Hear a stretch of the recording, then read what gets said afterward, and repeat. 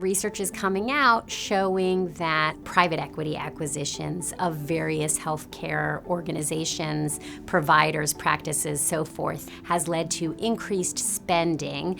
increased industry consolidation, and at least in some cases, some pretty concerning outcomes having to do with the stability of the practice after the private equity investors have enjoyed a return from their investment. And there are a lot of concerns about their strategies ultimately not being in the interest necessarily of the patients and possibly not even of the physicians. I would expect that because it could be difficult for the antitrust enforcers to reach these kinds of transactions, unless they are really sizable and combining competitors directly in a way that violates the federal antitrust statutes, I think that state regulators are likely to come up with some strategies to try to prevent the harm to markets. The state could choose not to approve a transaction that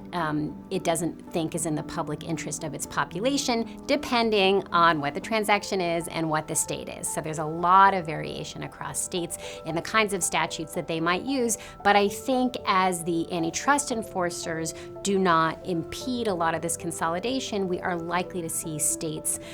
looking for ways to do that.